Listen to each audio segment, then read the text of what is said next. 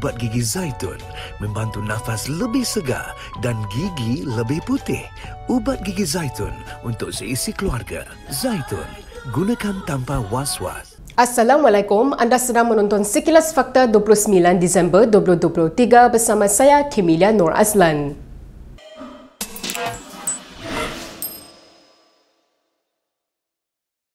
Setiausaha Agong UMNO membidas cadangan Ahli Parlimen DAP Ngeh Koo Ham supaya melantik pakar bukan Islam ke jawatan kuasa mengkaji bidang kuasa Mahkamah Syariah. Menurut Ashraf Wajdi Dusuki, cadangan Ngeh tidak berpijak di bumi nyata dan mampu mencetuskan polemik tidak perlu dalam suasana harmoni rakyat pelbagai agama dan kaum selama ini.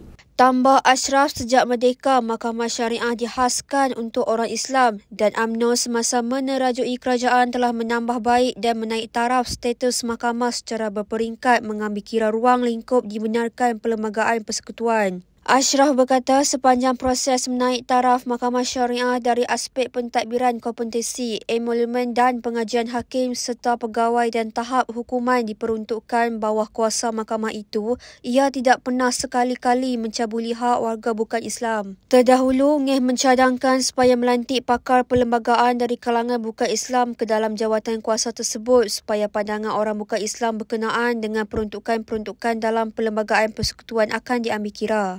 Mengulas lanjut, Ashraf berkata kuasa Mahkamah Syariah adalah selaras dengan peruntukan perkara 3 Perlembagaan Persekutuan dan kuasa mutlak yang di-Pertuan Agong dan Majlis Raja-Raja Melayu sebagai pemelihara dan pelindung agama Islam sebagai agama persekutuan.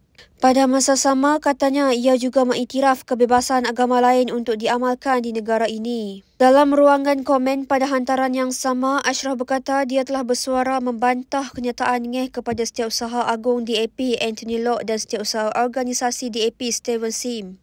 Menurutnya, kedua-dua mereka bersetuju terhadap pendirian UMNO dan mereka juga menegaskan kenyataan Ngeh tidak mewakili pendirian rasmi DAP. Sementara itu, Loke dalam satu kenyataan berkata cadangan Ngeh adalah satu kekhilafan berkaitan punca kuasa jawatan kuasa tersebut. Loke berkata parti itu menghormati kebijaksanaan Sultan Selangor Sultan Sharafuddin Idris Shah selaku pengerusi Majlis Kebangsaan Hal Ehwal Agama Islam MKI dalam membuat keputusan termasuk mengenai jawatan kuasa itu. Seorang pemimpin Parti Amanah mendakwa terdapat perjanjian yang dilakukan bagi membolehkan Muhammad Sabu kekal menjadi Presiden parti itu. Sumber yang enggan namanya didedahkan berkata ia dibuat bagi mengelak perbalahan antara kem penyokong Muhammad dan Mujahid Yusof Rawah. Memetik laporan portal FMT, sumber itu berkata perjanjian pertama adalah untuk membenarkan Mujahid untuk melantik pengerusi amanah negeri. Manakala perjanjian kedua ialah untuk memberi laluan kepada Mujahid menggantikan Muhammad sebagai Presiden selepas penggal berakhir iaitu pada 2026. Untuk rekod Mujahid dipilih sebagai timbalan Presiden Amanah dengan disusuli kemnya menguasai sebilangan besar barisan AJK Nasional. Menurut sumber itu lagi, dua perjanjian tersebut dipersetujui oleh kedua-dua pemimpin tersebut susulan keputusan pemilihan parti yang menyaksikan 18 daripada 27 AJK Nasional yang dipilih adalah dari kem Mujahid. Sumber itu menegaskan perjanjian yang dibuat adalah bagi mengelakkan perbalahan di antara kedua-dua kem terbabit. Dakwaan sumber itu mengesahkan spekulasi bahawa amanah berpecah kepada dua kem. Bagaimanapun, kedua-dua pemimpin tersebut telah menafikan bahawa amanah mempunyai kem-kem tertentu. Pada pemilihan amanah Ahad lepas, menyaksikan Muhammad dipilih sebagai Presiden oleh 27 AJK Nasional untuk sepenggal lagi walaupun hanya menduduki tempat ke-8 dengan memperolehi 613 undi. Mujahid pula dipilih sebagai timbalan Presiden selepas mendapat tempat ke-4 dengan memperoleh 699 undi. Berita seterusnya, bekas Perdana Menteri Dr. Mahathir Mohamad meminta pihak berkuasa untuk menyiasat semua orang yang tidak menjelaskan sumber pendapatannya. Memetik laporan utusan Malaysia, Mahathir turut menegaskan rakyat mempunyai hak untuk menilai segala tindakan kerajaan dalam menyiasat salah laku membabitkan mana-mana individu. Menjelas sindirannya di media sosial baru-baru ini, Mahathir berkata dia mempersoalkan tindakan kerajaan menyiasat individu tertentu seperti Daim Zainuddin, Sheikh Sadiq namun tidak menyiasat Ahmad Zahid Hamidi.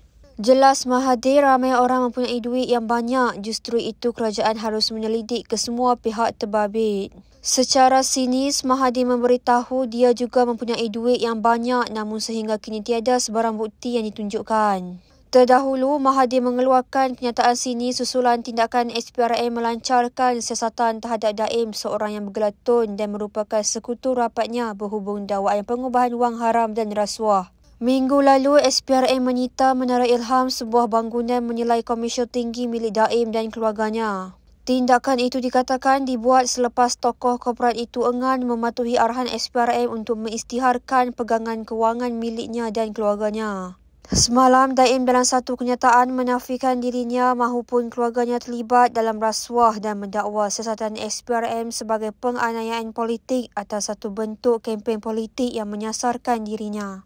Sementara itu, ahli MKT UMNO Muhammad Puan Zarkashi tertanya sama ada terdapat sesuatu di sebalik kenyataan Mahathir baru-baru ini yang mencadangkan individu bergelatun disiasat. Dalam satu catatan di Facebook semalam, Puan mempersoal sama ada kenyataan Mahathir tersebut menyindir SPRM kerana menyita Menara Ilham milik Daim Zainuddin. Seterusnya, Puan turut mempersoal adakah Mahathir tersinggung atas siasatan tersebut atau bekas Perdana Menteri terbabit berasa tercabar seolah membayangkan giliran dirinya pula akan disiasat. Puan berkata tiada keperluan untuk menyiasat individu hanya kerana bergelatun semata-mata, namun menurutnya apabila terdapat siasatan, tiada seorang yang harus dikecualikan. Jelasnya, siasatan itu termasuklah anak, menantu mahupun kawan rapat. Puan juga menyatakan bahawa semasa kali kedua Mahathir sebagai Perdana Menteri, tindakan undang-undang telah dimulakan terhadap beberapa pemimpin UMNO seperti bekas Perdana Menteri Najib Razak dan bekas pengurusi Felda Shahrin Samad. Shahrin yang dibebaskan atas kes pengubahan wang haram kini menyaman bekas Peguam Negara Tommy Thomas, bekas Ketua Pesuruhjaya SPRM Latifah Koya, SPRM dan kerajaan atas tuduhan pendakwaan yang berniat jahat. Puan juga mendakwa bahawa ketika Mahathir menjadi Perdana Menteri, dia juga mengamalkan dakwa dulu mencari bukti kemudian. Dalam perkembangan lain, EJK Penerangan Bersatu Bajrul Hisham Shaharin mengesahkan masih belum menerima surat tuntutan LOD daripada Nik Nazmi Nik Ahmad. Bajrul Hisham atau lebih dikenali sebagai Cikgu Bart berkata dia sedia menerima LOD terbabit dan menjelaskan tidak gentar terhadap surat tuntutan berkenaan. Apa yang berlaku pagi ini ialah saya semalam dimaklumkan oleh kawan-kawan wartawan juga kerana dikatakan, menteri kata bahawa dia dah bagi saman kepada saya. Kemudian saya buat carian di internet, saya jumpa kenyataan rasmi menteri tanda tangan. Menteri cakap dalam tu dah serah pada Cikgu Bart. Jadi saya pun fikir Cikgu Bart manalah yang diserah tertentu kan. Jadi saya buat keputusan, saya hantar mesej kepada menteri. Saya kata, don't worry Nik Nazmi, kau tak payah buang duit nak hantar stamp ke apa ke. Tapi kau cakap aku dah terima, itu kau tipu. Jadi hari ni saya datang ke pejabat Nik Nazmi ni. Untuk terima sendiri mana writ saman tu kan. Jadi hari ini pegawai daripada kementerian turun, bukan pejabat menteri, kementerian turun. Saya tanya dia, boleh saya dapatkan seorang pegawai PTTK ke apa ke? Takkan tak ada, susah politik sibuk PTTK, takkan tak ada. Saya dimaklumkan, saya sangat terkejut, pejabat menteri kosong. Oh seronok menteri sekarang kan, pejabat kosong. Jadi tak ada orang yang boleh berurusan. Okey, lepas tu ni saya nak terima writ saman ni pada siapa? Nik Nazmi maklumkan kepada pegawai kementerian, bukan pegawai pejabat menteri ya, pegawai kementerian. Dia kata mereka dah hantar hari ni melalui pos berdaftar. Oh, kau baru nak hantarlah Nik Nazmi. Kau sembang kari ni masalah menteri. Kau tak faham nak edit menteri. A cakap A lah, B cakap B. Jangan pembohong. Kan? Jadi saya sedia terima ni, saya sedia terima. Dan hari ni dia tak bagi writ saman tu. Kalau ikut zaman saya muda-muda dulu, saya tunggu tidur sini. Tapi sekarang terlelap depan TV sakit pinggang kan. Jadi Saya bagi tahu saya sedia terima. Semalam, Menteri Sumber Asli dan Kelestarian Alam itu mengemukakan surat tuntutan kepada Badrul Hisham berhubung dakwaannya berlaku rasuah melibatkan jutaan ringgit untuk mendapatkan projek tebatan banjir. Minggu lalu, Badrul Hisham mendakwa jutaan wang sogokan dibayar untuk mendapatkan projek tebatan banjir. Ini katanya membawa kepada kenaikan kos yang ketara. Nik Nazmi menafikan dakwaan itu dan berkata kos sebaliknya menyusut kepada 11.8 bilion ringgit lebih rendah daripada 15 bilion ringgit yang diperuntukkan oleh kerajaan terdahulu. Ahli MKT UMNO Jalaluddin Alias menegaskan dia tidak tahu menahu mengenai dakwaan terdapat ahli parlimen dari Barisan Nasional (BN) terlibat dalam langkah Dubai. Jalaluddin berkata demikian ketika mengulas spekulasi di media sosial terdapat beberapa ahli parlimen BN mengadakan pertemuan di Dubai dalam usaha untuk menumbangkan kerajaan. Memetik laporan Harian Metro, Jalaluddin yang juga ahli Parlimen Jelebu berkata tiada siapa yang memberitahunya terdapat usaha untuk menjatuhkan kerajaan perpaduan, malah dia juga tidak mendengar mengenai pertemuan seperti yang didakwa. Media sosial hari ini kecoh selepas tular mengenai pertemuan tertutup beberapa ahli parlimen termasuk 2 dari BN di Dubai. Spekulasi itu mendakwa terdapat gerakan yang disusun oleh pemimpin Bersatu dan PAS untuk mendapatkan sokongan dari sebahagian ahli parlimen BN dan juga gabungan Parti Sarawak GPS. Dalam pada itu, Harian Metro turut melaporkan bahawa mesej yang diterima mendakwa langkah Dubai itu antara lain bertujuan menarik sokongan orang Melayu khususnya UMNO bagi pembentukan kerajaan baru. Mesej itu turut mendakwa jawatan Perdana Menteri akan ditawarkan kepada GPS dan memberikan autonomi yang lebih besar selain 20% royalti hasil minyak kepada Sarawak. Dalam pada itu, mesej turut mendakwa sumber rapat dengan Presiden UMNO yakin langkah Dubai tidak akan membawa sebarang impak dan UMNO akan terus teguh menyokong kerajaan perpaduan diterajui Perdana Menteri Anwar Ibrahim. Dalam pada itu, Timbalan Ketua Polis Negara Ayub Khan Maidin Piche memberi peringatan kepada Pegawai Kanan Polis Diraja Malaysia (PDRM) supaya tidak bermegah-megah dengan pangkat yang ada. Menurut Ayub Khan, pangkat yang diberikan kepada pegawai merupakan satu tanggungjawab yang perlu dilaksanakan dengan betul. Hadirin hadirat yang dihormati sekalian, sebentar tadi kita telah menyaksikan pemakaian lencana pangkat kepada Komisioner Polis Datuk Wan Hassan bin Wan Ahmad dan Komisioner Polis Datuk Muhammad Rozi bin Syari. Syabas dan tahniah diucapkan kepada Datuk Wan Hassan dan Datuk Rozi yang telah diberi mandat serta kepercayaan untuk memikul tanggungjawab baru yang diamanahkan. Sesungguhnya kenaikan pangkat ini merupakan pengiktirafan pasukan dan perkhidmatan cemerlang yang telah diberikan oleh Datuk-Datuk kedua. Bagi Datuk Wan Hassan dan Datuk Rozi, laksanakan amanah dan tanggungjawab yang diberikan dengan berintegriti, ikhlas dan jujur. Pangkat datang dengan tanggungjawab dan amanah, bukan untuk bermegah-megah dan mengambil kesempatan di atas pangkat dan kedudukan kita.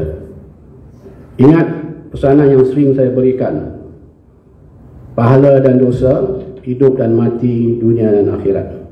Setiap yang kita buat di dunia ini akan dibalas, sama di dalam kubur nanti ataupun di padang mahsyar nanti. Kalau baik amalannya, luaslah kubur kita nanti dan dipermudahkan di padang mahsyar nanti, insyaAllah.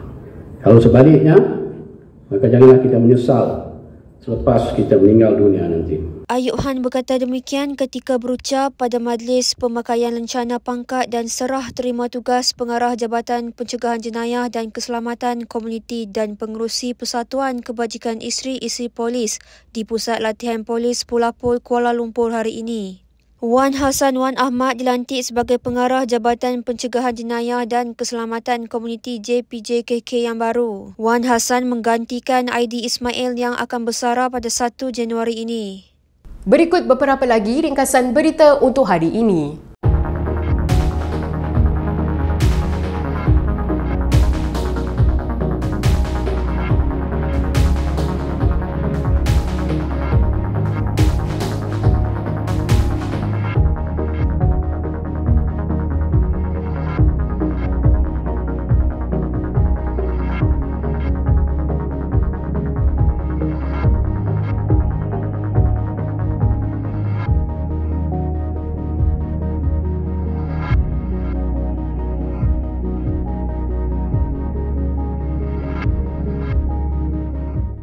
Sekian saja daripada saya, Kemilia Nur Azlan untuk Sekilas Fakta. Untuk lebih banyak berita, anda boleh melayari kinitv.com. Anda juga boleh mengikuti kami di Instagram, Twitter, YouTube dan Facebook. Salam hormat dan jumpa lagi.